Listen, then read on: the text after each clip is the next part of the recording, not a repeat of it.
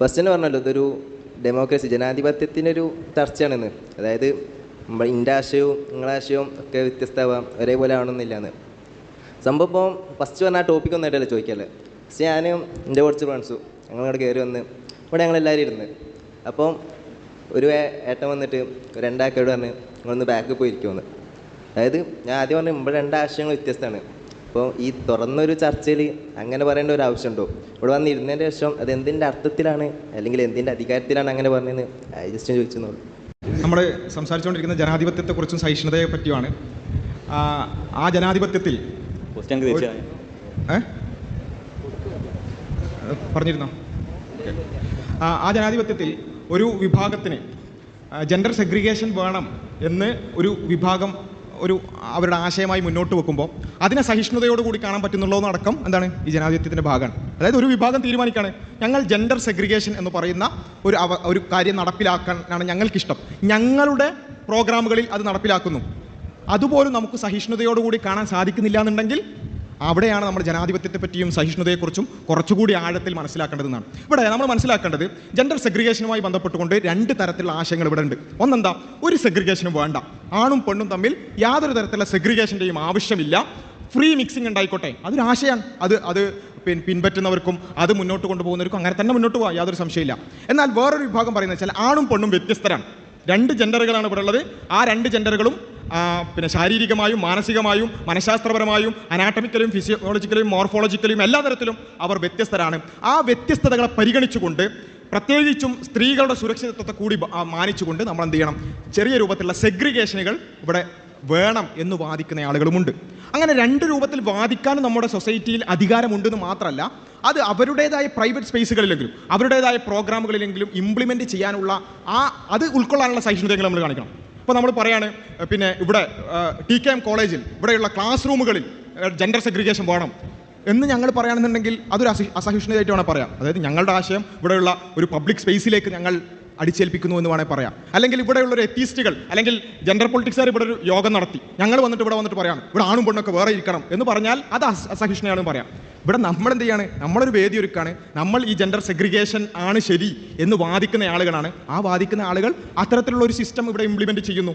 അതിനോട് നമ്മൾ അത്ര വലിയ അസഹിഷ്ണുത കാണിക്കേണ്ടില്ല. കുറച്ച് നേരം അപ്പുറത്ത് ഇരുന്നാലൊന്നും ആകാശം ഇടിഞ്ഞു പൊളിഞ്ഞു പോകുന്നില്ലല്ലോ. നമ്മുടെ ഭാഷ പറഞ്ഞാൽ അല്ലേ, ഒരു കാര്യത്തിൻ്റെ നന്മതിന്മൊക്കെ നമ്മൾ പറയുന്ന അങ്ങനെ ആകാശം ഇടിഞ്ഞു പൊളിഞ്ഞു ആണും പെണ്ണും അപ്പുറത്തിരുന്നാൽ ആകാശം ഇടിഞ്ഞു പൊളിഞ്ഞു പോകുന്നില്ല. ഏതുപോലെ തിരിച്ചു ചോദിക്കുന്ന ചോദ്യം അതാണല്ലോ, ആണും പെണ്ണും ഒരുമിച്ചിരുന്നാൽ ആകാശം ഇടിഞ്ഞു പൊളിഞ്ഞു പോകുന്നല്ലേ ഇങ്ങോട്ട് ചോദിക്കലേ. ആണും പെണ്ണും കുറച്ച് അപ്പുറത്തിരുന്നാലും ആകാശം ഇടിഞ്ഞു പൊളിഞ്ഞു പോകുന്നില്ല. നമ്മൾ ചെയ്യേണ്ടതെന്ന് വെച്ചാൽ ഇതുമായി ബന്ധപ്പെട്ടുകൊണ്ട് എന്തുകൊണ്ട് ഇത്തരത്തിലുള്ള ആശയം എന്ന് നമ്മൾ ആലോചിക്കണം. എന്തുകൊണ്ടാണ് ജെൻഡർ സെഗ്രിഗേഷനെ, പ്രത്യേകിച്ച് മതം, കുറച്ചും കൂടി സ്പെസിഫിക് ആയിട്ട് പറയുകയാണെങ്കിൽ ഇസ്ലാം ജെൻഡർ സെഗ്രിഗേഷൻ എന്തുകൊണ്ട് പ്രോത്സാഹിപ്പിക്കുന്നു? ഇത് നമുക്ക് പരിശോധിച്ച് നോക്കാം. ഇവിടെ മാത്രമൊന്നല്ല, നിങ്ങൾ മുസ്ലിം പള്ളിയിലേക്ക് പോയാൽ അവിടെ ബാക്കിലും മുന്നിലും ആയിട്ടെന്നല്ല, ആണും പെണ്ണും ഇരിക്കുന്നിടത്ത് തമ്മിൽ ചിലപ്പോൾ മതിലന്നെ ഉണ്ടാവും. ഓക്കെ, വെറും ബാക്കിൽ മുന്നിൽ എന്നുള്ളതല്ല, മതിലന്നെ ഉണ്ടാവും. ആണും പെണ്ണും തമ്മിൽ എന്താണ് ഭയങ്കരമായ സെഗ്രിഗേഷൻ കാണാൻ സാധിക്കും. മുസ്ലിം എന്താ പറയുക പ്രഭാഷണങ്ങളൊക്കെ നടക്കുന്ന വേദികളിലേക്ക് പോയാലൊക്കെ ഇത് കാണാൻ സാധിക്കും. എന്തുകൊണ്ട് ഈ സെഗ്രിഗേഷൻ സൊസൈറ്റിയുടെ മുന്നോട്ട് പോക്കിന് അനുഗുണമാണ് എന്നുള്ളതാണ് നമ്മൾ വിശ്വസിക്കുന്നത്.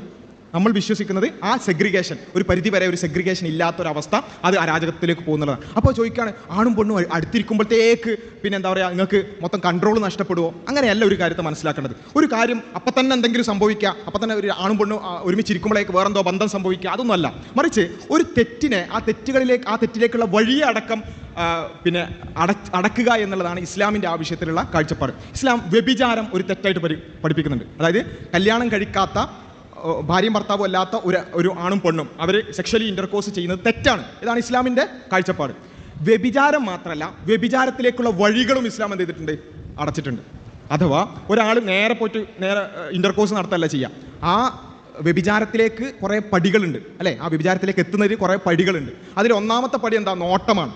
നോട്ടത്തിലൂടെയാണ് ആദ്യം ആകർഷണം തുടങ്ങുക, പിന്നെ അത് കഴിഞ്ഞ് പിന്നെ സ്പർശനത്തിലേക്കെത്തും, ഇൻറ്റിമസിയിലേക്കെത്തും, അത് കഴിഞ്ഞിട്ടാണ് അവസാനം ഇതിലേക്ക് എത്തുക. ഇസ്ലാം ചെയ്തതെന്ന് വെച്ചാൽ അതിൻ്റെ ആദ്യ പടി തന്നെ നിങ്ങൾ ഒഴിവാക്കണം. ഇപ്പോൾ ഹിജാബുമായി ബന്ധപ്പെട്ടുകൊണ്ടുള്ള ആയത്തിൻ്റെ ഒന്നാമത്തെ പാർട്ട് എന്താ അറിയോ, പുരുഷന്മാരെ നിങ്ങളുടെ ദൃഷ്ടി താഴ്ത്തുക എന്നാണ്. ഖുർആനിലെ ആയത്താണ്, പുരുഷന്മാരെ നിങ്ങളുടെ ദൃഷ്ടി താഴ്ത്തുക.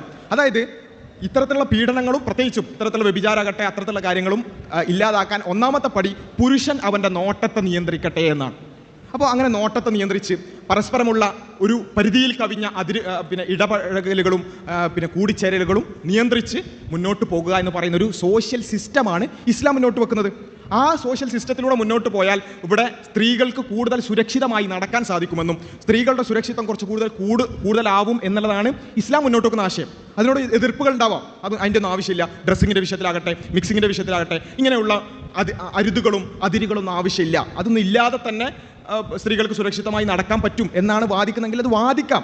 പക്ഷേ നേരത്തെ പറഞ്ഞതുപോലെ അത് കണക്കുകൾ പരിശോധിച്ച് എന്താണ് അതിൽ ശരിയായത് എന്നുള്ളത് പരിശോധിക്കാനുള്ള ഒരു സഹിഷ്ണുത നമ്മൾ കാണിക്കണം. ഒന്നപ്പുറത്ത് ഇപ്പുറത്ത് ഇരിക്കണം എന്ന് പറയുമ്പോഴേക്ക് നമ്മൾ എന്ത് ചെയ്യരുത്, അസഹിഷ്ണുക്കളാകരുത്. ഓരോരുത്തർക്കും അവരുടേതായ രീതികളുണ്ട്. ആ രീതികളോട് നമുക്ക് കുറച്ചൊക്കെ ഒന്ന് അഡ്ജസ്റ്റ് ചെയ്യാൻ പറ്റുമെങ്കിൽ അത് നല്ലതാണ്. ഇനി ഒരിക്കലും പറ്റൂല, അടുത്തിരുന്നേ പറ്റുമെന്നൊക്കെ ആണെന്നുണ്ടെങ്കിൽ നമ്മളതിൽ വല്ലാതെ എന്ത് ചെയ്യുന്നില്ല, അതിൽ ഫോഴ്സ് ചെയ്യുന്നൊന്നുമില്ല.